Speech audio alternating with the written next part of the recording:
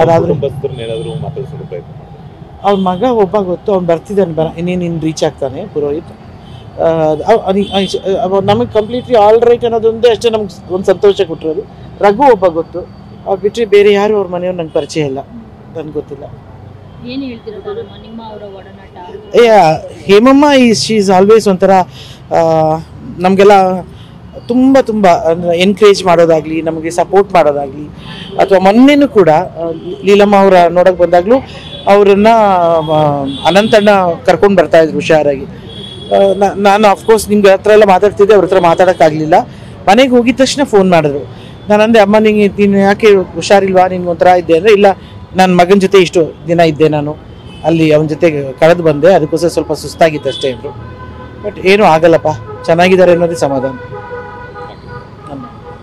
ಅದಾದ್ರೆ ಅವ್ರ ಮಗ ಒಬ್ಬ ಗೊತ್ತು, ಅವ್ನು ಬರ್ತಿದ್ದಾನೆ, ಇನ್ನೇನು ರೀಚ್ ಆಗ್ತಾನೆ ಪುರೋಹಿತ್. ನಮಗೆ ಕಂಪ್ಲೀಟ್ಲಿ ಆಲ್ ರೈಟ್ ಅನ್ನೋದೊಂದೇ ಅಷ್ಟೇ ನಮ್ಗೆ ಒಂದು ಸಂತೋಷ ಕೊಟ್ಟಿರೋದು. ರಘು ಒಬ್ಬ ಗೊತ್ತು, ಅವ್ರು ಬಿಟ್ಟರೆ ಬೇರೆ ಯಾರು ಅವ್ರ ಮನೆಯವ್ರು ನಂಗೆ ಪರಿಚಯ ಇಲ್ಲ, ನನಗೆ ಗೊತ್ತಿಲ್ಲ.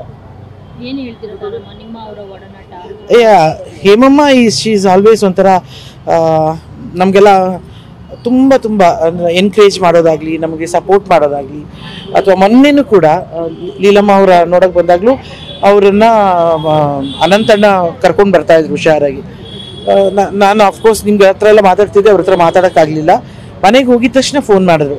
ನಾನು ಅಂದೆ, ಅಮ್ಮ ನೀನು ಯಾಕೆ ಹುಷಾರಿಲ್ವಾ, ನಿನ್ಗೆ ಒಂಥರ ಇದ್ದೆ ಅಂದರೆ, ಇಲ್ಲ ನನ್ನ ಮಗನ ಜೊತೆ ಇಷ್ಟು ದಿನ ಇದ್ದೆ, ನಾನು ಅಲ್ಲಿ ಅವನ ಜೊತೆ ಕಳೆದು ಬಂದೆ, ಅದಕ್ಕೋಸ್ಕರ ಸ್ವಲ್ಪ ಸುಸ್ತಾಗಿತ್ತು ಅಷ್ಟೇ ಅಂದರು. ಬಟ್ ಏನೂ ಆಗಲ್ಲಪ್ಪ, ಚೆನ್ನಾಗಿದ್ದಾರೆ ಅನ್ನೋದೇ ಸಮಾಧಾನ.